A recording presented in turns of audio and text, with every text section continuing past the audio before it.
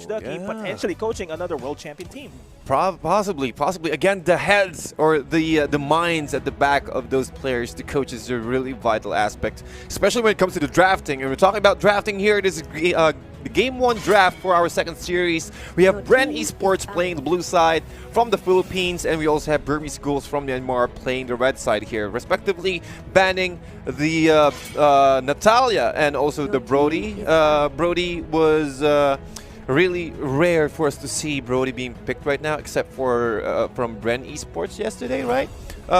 Carl TZ, well, the one who picked up the Brody, and it was really open for Aura PH, so it's not that big of a factor there for Philippines if they're up against each other. But on the side of Burmese Ghouls, again, a Benedetta and the Selena. So we're always seeing a Benedetta here, plus a Selena combo, especially for Myanmar, how much they respect the burst potential of these two heroes. Yeah, and really just banning out the Jawhead as well just dictates that Bren Esports would consider picking up a Forza, consider picking up a Ling as well. Burmese Ghouls banning out the Selena, they would want to have Forza. That's one of the most reliable mages that you can actually go for. Has a lot of burst damage coming in, and they ban it out. Yeah, perfect. Analysis there from Nomad. Farsa has been removed here since we've seen Bren Esports always using it yesterday from that match. Is Rebo controlling that Farsa, and a potential first pick here for Bren Esports. What is a good opener here? Esmeralda is one for the count there. Lapu Lapu from on the side of Bren Esports really had a good showing for Flap TZ yesterday, which I think can do it again right now. I'd rather have him in the second or third pick, not just yet. There you go. Getting a Thumbs, solid side lane. Could go up against potential Hilda pickup here by Burmese Ghouls. Oh, a Barrett's first for Burmese Ghouls. And also a Lunox. That's a good opener. Well, for the last few days, we're starting to see the power spike, or the rates of the picks for this Lunox is completely going up because of the burst damage and also the flexibility that he can provide for the team. One of the best counters for this heavy sustain hero, such as Thams and also the Cho. That Chaos Darkening plus the Chaos Assault combo, really making it easy, just getting that level of 4 power spike. You can just rotate in a different lane, and also with the assistance from Barats here, the Detone is welcome. Plus the stun is enough for Lunox to completely deplete all of its duration from the Darkening. Yeah, and the problem that I'm seeing here on the side of Bren Esports is that they picked a Link into a Barats, and that's already the backline being secured. As soon as Ruby DD or as soon as Barrett spots out the Link coming in for the Tempest Blades, as soon as he lands, Daytona's Welcome is available. And again, Hilda is going to be picked up. Thams would be able to keep up against this Lunox. Yep. Not Lunox, the Hilda. I mean. Yeah, but Hilda is shines when it comes to controlling the jungle area. We're almost seeing every time that we're seeing it with just trying to occupy the orange buff, of the opposite team, which is one of the key factors here. One of the best buff for this Ling here, because we all knew that Ling without the buff is almost is really difficult to dish out damage and to move around the map here, and which is really vital. So I think that's one of the reasons why, with a 76.9, almost 77% win rate here for this Hilda.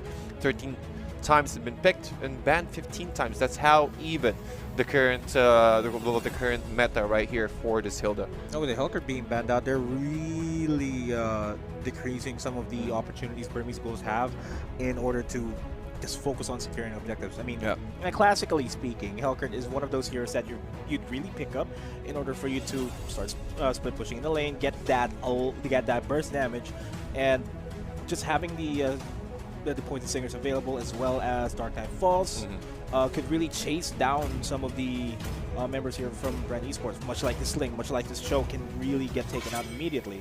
And the last man here is going to be the Alice, which is slowly but surely turning into a Philippine special, so to speak. And a lot of the other teams from the other regions are also picking up Alice. Really don't want that on your sideline. That's true, because again, with Alice, once he's able to get at least 20 or 20 souls on top of that, he can just go around the map, getting that additional cooldown reduction plus the movement speed once it is maxed out. But the fact that you can toggle the Blood O right now, it's really, really vital, because you can just join the fights or just cause havoc, just demolish everything, just stop the momentum of that specific enemy hero, which is really vital. And also with the mobility SMH, with using the flowing blood, it is really easy for him to jump out any kind of situation here. But look at this on the side of Bren Esports removing the Roger. We have mentioned Ace earlier on this Roger, so it is a respect ban on the side of Bren Esports. However, burmese ghouls do secure that Claude pick here, and I think Ace will be the one who's going to pick, who will control the Claude here. But with a win rate of 50%, not that much when it comes to pick and ban rates, but still really effective when it comes to clearing out waves and also dishing out a lot or causing havoc at the backside of the enemy team if he's able to be EMI in. And we're really able to get out there. really I was easily. just about to say that. Kagura's a good pickup here as the support mage for this fight. But they need to get a support, or rather a support Kagura it is, but they need to get at least one more tank hero here. I reckon... Oh, okay. So this is a tank Cho here, and then an offlane X-Borg for Bren Esports. Yeah, Bren Esports really looking good here. They have a good AoE control. You can also clear out the creep waves easily with the fire missiles. And also the semi umbrella from Kagura here is really great when it comes to controlling and also applying a debuff for the rest of burmese ghouls. And with Hilda just sticking inside the bushes more often than not, that's the safest way for you to face check all the bushes. Yeah, exactly. Wow. And it's really quite easy, because once you placed out the umbrella there, the whole area, you can see the whole area within a safe range, and also getting that burst from the semi umbrella plus a yin yang overturn. That Shogyu Mogyo from Kagura can provide a lot of opportunity for them to follow it up with the last insanity from that X-Borg. A double marksman. Yeah, this is going to be a Claude on the gold lane, and that is a I'm thinking it's a... Do you think it's a Barat side lane? Oh. The XP lane. Yeah, XP lane for the Barats. Gold lane with the Avarice for Claude, right? We're seeing a lot of marksman, double marksman, especially for double marksman lineups. That a Claude with the Avarice, also with the health. Because one good thing about the support emblem is you can provide, or it can give you a lot of HP. You do have an option to go for an HP sub-talent, or maybe a more of a movement speed sub-talent there. So really flexible for burmese ghouls here. But let's see if that double marksman is enough for them to topple down Bren Esports. Yeah, we're going to be seeing a little bit more of a game style that Bren Esports is used to, but at the same time, burmese ghouls is adding a little bit of a different flavor as we hop on over to game number 1 in this best of three series in the semifinals of the MPL Invitational. Welcome. Every single game counts at this point, TDZ. Yep, a 1-3-1 setup here for Bren Esports, and for burmese ghouls. I think it will still be the same here, but we're looking at the current matchup. D at the back, up against the Yushin here, and also the Tams on the bottom lane. But yeah, 2 vs 1. This is a 2-2-1 setup for burmese ghouls. Man, I'm liking how Barretts is just accompanying Yi Shin over at the EXP lane just to get that little bit more protection there. Maybe denying Few and Flap here. Carl TZ here, I mean.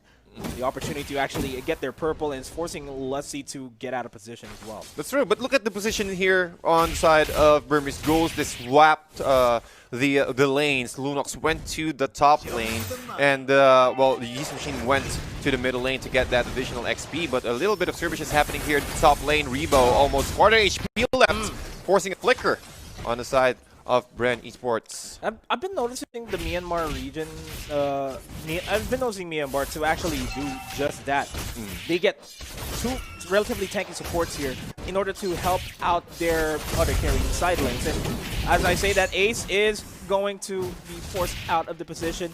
Purple will not be secured by Burmese Ghouls, but Ruby DD and Kid, they have other things to take care of as they try to go for Carl TZ. Carl TZ is low, and he gets taken out by Ruby DD. He immediately gets traded out there by Few, and Lusty still looking for blood. We'll just Jeet Kundo out of there. That Cosmic Vision there from Kid, getting that right position, slowing down Carl TZ on his path. However, here, bottom lane, Flap TZ cutting the waves, forcing D to TP out, which we call out of the lane.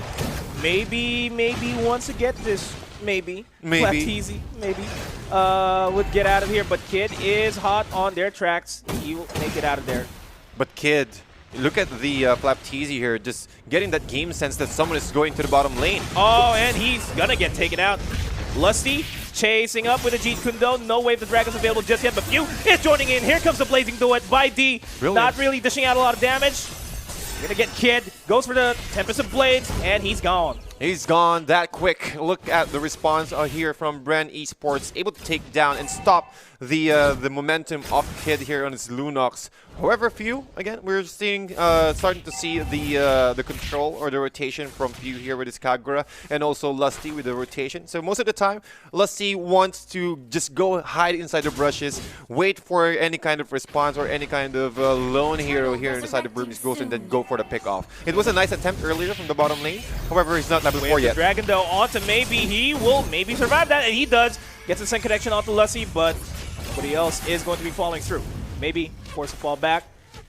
Umbrella stops everybody in their tracks, but Turtle is now being started up. A nice disengage there for both teams, respecting each other, not giving any opportunity to take advantage of any kind of situation. However, here on the side, ooh, a nice takedown there on the side of Burmese Ghouls, and they do have, they will take another bonus here. Turtle will be given to Ace. Yeah, that is the best rate they can ever go for, and they might take down Rebo here. Ruby DD gets the send connection.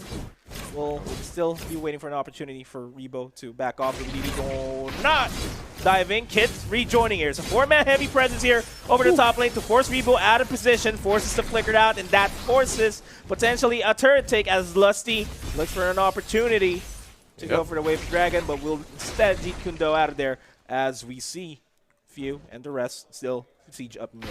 Nice movement there from Burmese Ghouls, applying 4 people there at the top lane, just making sure that they're able to shut down one member here. However, D was forced to use his Purify.